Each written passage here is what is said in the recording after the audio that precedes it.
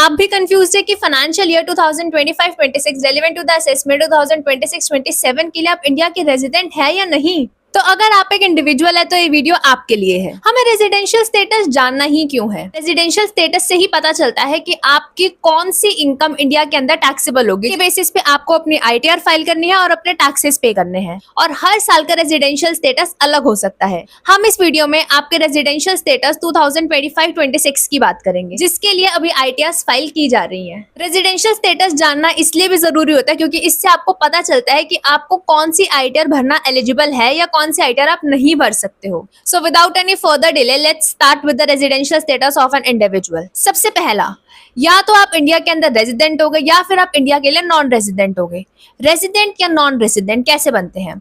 आपको तो basic conditions को चेक करना है। अगर उन दोनों कंडीशंस में से किसी एक भी कंडीशन को आप फुलफिल कर गए तो आप इंडिया के लिए रेजिडेंट है, और अगर आपने दोनों में से एक भी कंडीशन को फुलफिल नहीं किया तो आप इंडिया के लिए नॉन रेजिडेंट है। इस वीडियो में मैं फाइनेंशियल ईयर 2025-26 की बात कर रही हूँ, तो बार बार मैं इसी साल का जिक्र करूंगी और इसी को रेफरेंस में लेकर सारी चीजों को एक्सप्लेन करूंगी। तो पहली बेसिक कंडीशन है कि आपका प्रीवियस ईयर 2025-26 के अंदर इंडिया में स्टे 182 डेज या उससे ज्यादा रहा हो। दैट मीन्स आप इंडिया के अंदर प्रीवियस ईयर 2025-26 के अंदर 182 डेज या फिर उससे ज्यादा रहे। अगर आप इस कंडीशन में फॉल नहीं करते तो आप दूसरी कंडीशन चेक कर लो। दूसरी कंडीशन क्या है कि आप इंडिया के अंदर प्रीवियस ईयर 2025-26 के अंदर तो 60 दिन या 60 से ज्यादा दिन रहे हैं, बट उससे पिछले 4 सालों में, पिछले 4 साल का मतलब 21-22, 22-23, 23-24, 24-25, अगर इन 4 सालों में मिलाकर आप इंडिया के अंदर 365 डेज या उससे ज्यादा रहे हैं तो आप इंडिया के लिए रेजिडेंट बन जाएंगे। तो दो बेसिक कंडीशन, पहली कंडीशन कि आप इंडिया के अंदर प्रीवियस ईयर 2025-26 के अंदर 182 डेज या उससे ज्यादा रहे हैं। अगर आप इस कंडीशन में फॉल नहीं करते, सेकंड कंडीशन आपकी आती है कि प्रीवियस ईयर 25-26 में आप 60 डेज या उससे ज्यादा इंडिया में रहे हैं, और उसके पिछले 4 सालों के अंदर आप इंडिया के अंदर 365 डेज और उससे ज्यादा रहे हैं। दैट पर्टिकुलर केस आप दोनों में से कोई भी कंडीशन को फुलफिल करते हो आप रेजिडेंट बन जाओगे। अगर आपने दोनों में से कोई भी कंडीशन फुलफिल नहीं की तो आप इंडिया के लिए नॉन रेजिडेंट है। अब हम 3 स्पेशल लोगों की बात करेंगे जिनके लिए रेजिडेंशियल स्टेटस चेक करना थोड़ा अलग है। वो 3 लोग कौन है? पहला, इंडियन सिटीजन जो प्रीवियस ईयर 2025-26 के अंदर इंडिया को छोड़कर जा रहे हैं फॉर एम्प्लॉयमेंट पर्पसेस, भले ही कोई जॉब पर्पस के लिए या फिर कोई भी बिजनेस या प्रोफेशन पर्पसेस के लिए वो इंडिया से बाहर जा रहे हैं। दूसरे व्यक्ति कौन होंगे? Indian citizen who is a crew member of an Indian ship and is living India during the previous year 2025-26। Third person कौन होगा? इंडियन सिटीजन या फिर person of Indian origin. Person of Indian origin का मतलब क्या है?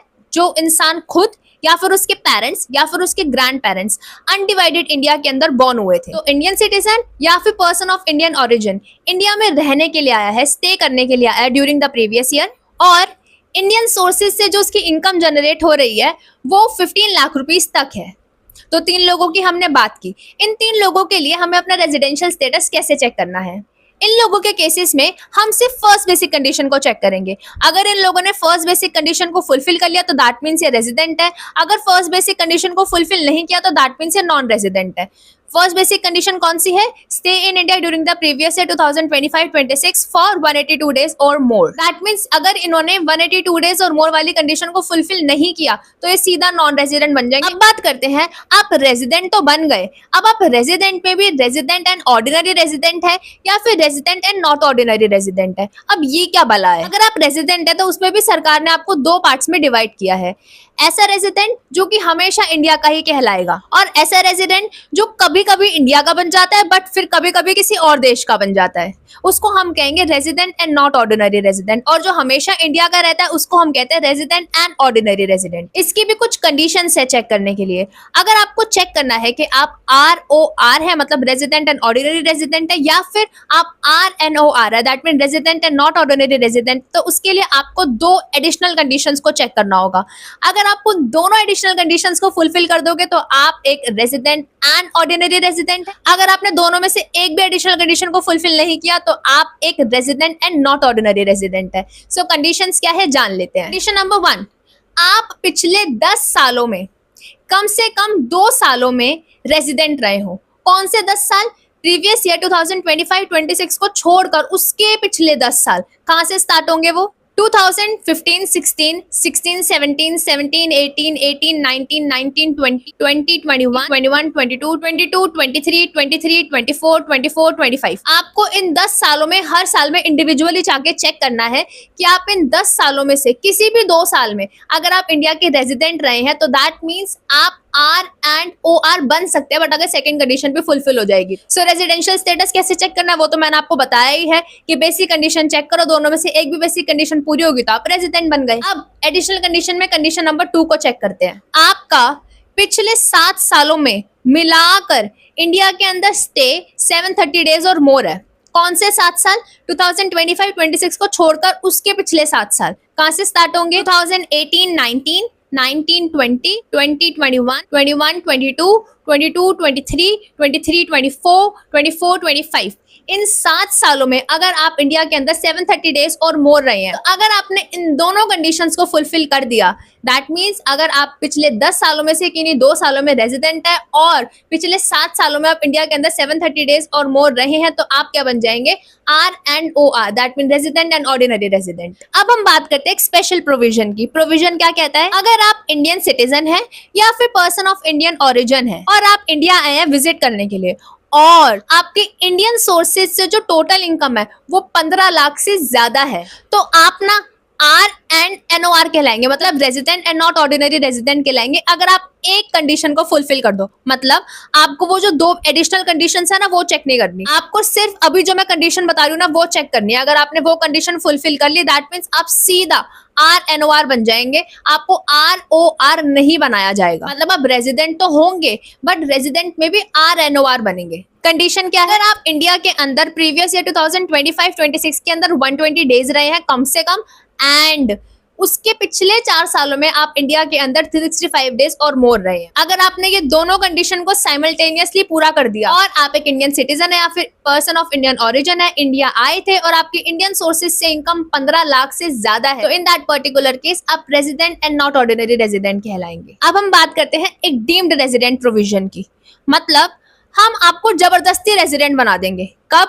अगर आप इंडियन सिटीजन है और आपकी इंडियन सोर्सेज से जो इनकम है वो 15 लाख से ज्यादा है और आपका ना किसी और कंट्री में टैक्स ही नहीं लगता, मतलब आप कहीं टैक्स ही पे नहीं करते हो किसी भी कंट्री में, तो इंडिया कहता है इधर आ जाओ और यहाँ टैक्स पे कर दो और हम आपको क्या बना देंगे? Resident and not ordinary resident. अच्छा, एक और बात, जिस दिन आपने इंडिया को छोड़ा और जिस दिन आप इंडिया के अंदर आए थे, मतलब date of arrival to India and date of departure from India, that should be considered as your stay in India. जब आप अपनी कैलकुलेशन कर रहे होंगे, जितने भी मैंने आपको डेज बताए अलग अलग सिचुएशंस के अंदर, so date of arrival in India and the date of departure from India shall be considered as the day to be stayed in India. अब हम छोटे सी बात करते हैं crew member of an Indian ship के बारे में। अगर आप क्रू मेंबर है फॉरेन बाउंड शिप के, मतलब ऐसी शिप जो इंडिया से बाहर जाती है एंड देन इंडिया वापस आती है, सो ऐसी शिप में अगर आप रहते हैं, ऐसी शिप में अगर आप काम करते हैं, सो आपको एक बहुत इंपॉर्टेंट चीज का ध्यान रखना है कि जब आप शिप को ज्वाइन करते हैं तो आपको कॉन्टिन्यूअस डिस्चार्ज सर्टिफिकेट के अंदर, दैट इज CDC के अंदर, एक डेट ऑफ ज्वाइनिंग लिखी जाती है कि आपने शिप को किस दिन ज्वाइन किया। और जब आप उस शिप को लीव करते हैं वापस इंडिया आकर, उस समय पर भी एक डेट मेंशन की जाती है आपने शिप को कब छोड़ा, that means the date of signing off ship. इन दोनों डेट्स को आपका स्टे इन इंडिया नहीं माना जाएगा। देखो, जर्नल सिनेरियो क्या है कि अगर आपका date of arrival and date of departure दोनों स्टे इन इंडिया माना जाता है, but crew member of Indian ship के लिए ऐसा कहा गया है जो आपका कॉन्टिन्यूअस डिस्चार्ज सर्टिफिकेट के ऊपर date of joining the ship है और date of signing off the ship है, उसको हम आउटसाइड इंडिया स्टे ही मानेंगे, मतलब इंडिया का स्टे नहीं मानेंगे। अब मैंने आपको बताया कि आप रेजिडेंट हो गए, रेजिडेंट में भी आप रेजिडेंट एंड ऑर्डिनरी रेजिडेंट है, resident and not ordinary resident है, या फिर आप नॉन रेजिडेंट है। अब हम कुछ इनकम्स की बात करते हैं और आप रेजिडेंट एंड ऑर्डिनरी रेजिडेंट है, resident and not ordinary resident है या फिर नॉन रेजिडेंट है, तो आपके लिए कौन सी इनकम इंडिया के अंदर टैक्सेबल होने वाली है? पहली इनकम आती है इनकम अर्न्ड इन इंडिया, जिसको हम बोलते हैं income accrue arise in India. जो इनकम इंडिया की धरती से उत्पन्न हो रही है उसको हम बोलेंगे इनकम अर्न्ड इन इंडिया या फिर income accrue arise in India. Receive आपको कहीं पे भी हो रही है, इनकम तो आपके इंडिया से जनरेट हुई बट वो इनकम आपको यूएस में मिल रही है, बट स्टिल वो इंडिया की ही इनकम मानी जाएगी। तो इन दैट पर्टिकुलर केस अगर आप रेजिडेंट एंड ऑर्डिनरी रेजिडेंट है, resident and not ordinary resident है, या फिर आप नॉन रेजिडेंट है, तीनों केसेस में ऐसी इनकम इंडिया के अंदर टैक्सेबल होगी। इसके हम 2-3 एग्जांपल देख लेते हैं। मान लो इंडिया में आपका कोई घर है जो आपने बेच दिया। घर कहाँ पे सिचुएटेड है? इंडिया के अंदर। दैट मीन्स इनकम कहाँ जनरेट हुई है? इंडियन लैंड पर। तो आप कहीं पे भी रहते हैं, आपको उसका पैसा कहीं पर भी मिला है, that shall be taxable in India. आपको किसी भी इंडियन कंपनी से डिविडेंड मिल रहा है, पैसा कहाँ से जनरेट हुआ? इंडिया से, तो टैक्सेबल भी कहाँ पे होगा? इंडिया में। दूसरा केस आता है, आपको पैसा इंडिया में रिसीव हुआ, इनकम रिसीव्ड इन इंडिया, आपने अर्न कहीं पर भी करी थी, मान लो आपने यूएस में कोई इनकम अर्न करी है, बट वो आपको मिली कहाँ पे? इंडिया में मिली है, वो भी फर्स्ट हैंड। फर्स्ट हैंड का मतलब क्या है? एग्जाम्पल लेते हैं, आपकी दुबई में कोई प्रॉपर्टी है, आपने वो प्रॉपर्टी बेच दी, और बेच के ना उसके जो प्रोसीड्स थे, जो उसकी सेल कंसिडरेशन थी या फिर जो उससे पैसा रिसीव होना था ना, वो सीधा आपको इंडियन बैंक अकाउंट में रिसीव हो गया। तो अब हमारा इनकम टैक्स डिपार्टमेंट क्या कहता है, इनकम टैक्स एक्ट क्या कहता है? That shall be considered to be received in India. वो इंडिया में रिसीव हुआ, तो अब आपको इंडिया के अंदर उस पैसे के ऊपर टैक्स भरना पड़ेगा। तो चाहे आप रेजिडेंट एंड ऑर्डिनरी रेजिडेंट है, resident and not ordinary resident है, या फिर आप नॉन रेजिडेंट है, इंडिया के अंदर आपको इस केस में टैक्स भरना पड़ेगा। और फर्स्ट टाइम रेमिटेंस होना चाहिए आपके बैंक अकाउंट के अंदर। फर्स्ट टाइम का मतलब, मान लो जो आपने दुबई में घर बेचा, तो वो पैसा ना पहले आपको दुबई के बैंक अकाउंट में रिसीव हुआ, फिर वहां से आपने ना इंडियन बैंक अकाउंट में रेमिट कर दिया, फिर ट्रांसफर कर दिया, तो इसमें आपका टैक्सेबिलिटी इंडिया में नहीं आएगी। अगर सीधा पैसा आपको इंडियन बैंक अकाउंट में रिसीव होगा, तभी टैक्सेबिलिटी इंडिया में आएगी। Third case, income earned received outside India. आपने कोई इनकम अर्न भी बाहर की, रिसीव भी बाहर की, मतलब इंडिया में वो पैसा आपको रिसीव नहीं हुआ, ना आपने इंडिया में अर्न किया, मतलब ना वो पैसा इंडिया की धरती से जनरेट हुआ, ना वो आपको इंडिया की धरती पे रिसीव हुआ। तो इन दैट पर्टिकुलर केस, अगर आप रेजिडेंट एंड ऑर्डिनरी रेजिडेंट है, तब तो आपकी इनकम फिर भी इंडिया में टैक्सेबल होगी। बट अगर आप resident and not ordinary resident है, या फिर आप नॉन रेजिडेंट है, तो इन दैट पर्टिकुलर केस ऐसी इनकम आपकी इंडिया में टैक्सेबल नहीं होगी। अच्छा, होता क्या है, रेजिडेंट एंड ऑर्डिनरी रेजिडेंट की तरह पूरी वर्ल्ड की इनकम इंडिया में टैक्सेबल होती है। आप रेजिडेंट ऑर्डिनरी रेजिडेंट है, तो आप पूरे वर्ल्ड में से कहीं से भी पैसे कमा लो, इंडिया में तो आपको उसके ऊपर टैक्सेस पे करने ही पड़ेंगे। एक लास्ट केस आता है, income earned and received outside India but from a business controlled और प्रोफेशन सेटअप इन इंडिया। मतलब आपको कोई बिजनेस या प्रोफेशन है, आपको उससे इनकम रिसीव होती है। इनकम कहाँ रिसीव हो रही है? इंडिया के बाहर रिसीव हो रही है। आपका बिजनेस प्रोफेशन कहाँ है? वो भी इंडिया के बाहर है। तो भाई फिर उसमें इंडिया क्या कर रहा है? तो वहां पे इंडिया के लिए कैसे टैक्सेबिलिटी आ गई? इसको एक एग्जांपल से समझते हैं। पहले आपने एक बिजनेस सेटअप किया इंडिया के अंदर, जब वो बिजनेस बहुत ज्यादा चल गया, आपने बहुत सारे अपने क्लाइंट्स बना लिया, सब कुछ कर लिया, आप उस बिजनेस को उठा के इंडिया के बाहर ले गए। से फॉर एग्जाम्पल आप स्पेन में ले गए। ओरिजिनली वो बिजनेस कहाँ सेटअप हुआ था? इंडिया में। आप उठा के उस बिजनेस को कहाँ ले गए? स्पेन में। बट आप वहां से बैठकर भी ना इंडिया के लोगों को अपनी सर्विसेज या फिर वो गुड्स जो आप बेचते थे, जो भी बिजनेस आपने यहाँ पे सेटअप किया था, वो आप सप्लाई करा रहे हो। तो in that particular case business का जन्म कहाँ हुआ था? उस प्रोफेशन का जन्म कहाँ हुआ था? इंडियन लैंड के ऊपर।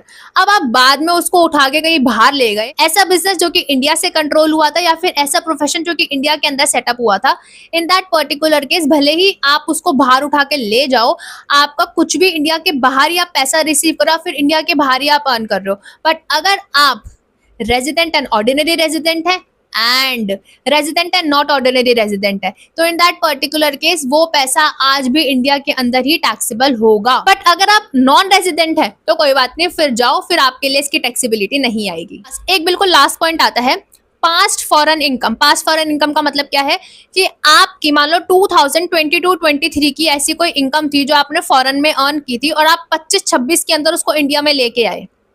तो ऐसी इनकम जो कि पिछले सालों से रिलेटेड है but not related to your current previous year, जिसकी आप रिटर्न फाइल कर रहे हो, तो वो अब इंडिया के अंदर टैक्सेबल नहीं होगी।